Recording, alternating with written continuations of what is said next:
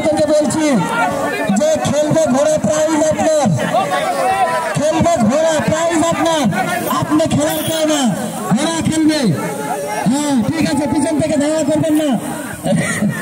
কি হয়েছে কি হয়েছে রেফারি সাহেব বলবেন, খেলা কি চূড়ান্ত?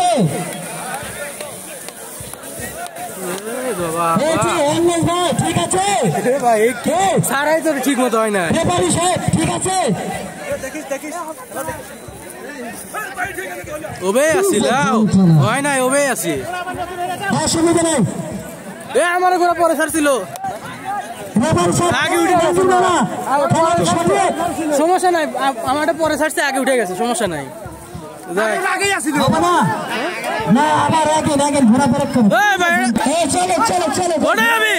বলতেছে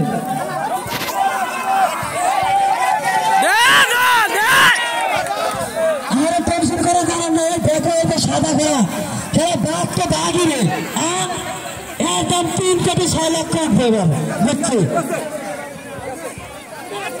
হ্যাঁ আমার আল্লাহ ভাই কম নেবে, আসলে মানুষটা সুন্দর, হাসি মুখ ছাড়া কথা বলে না। আল্লাহ তুমি তার সুন্দরটা রক্ষা করো ভাই, আমি সুন্দর রক্ষা করো আল্লাহ, ধন্যবাদ।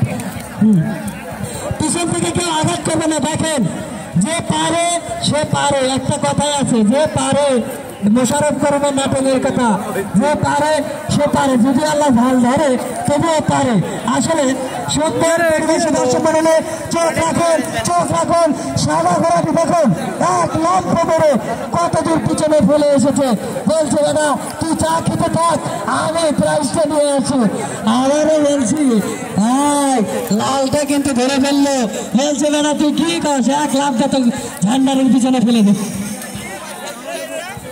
না এটাও ভালো করে, অনেক সুন্দর দৌড়, সুন্দর দৌড়, সুন্দর দৌড়। হায় রে হায়, খেলাই খেলা, দর্শক বদলে দেখুন আসলে এই ঘোড়াগুলোর খবর।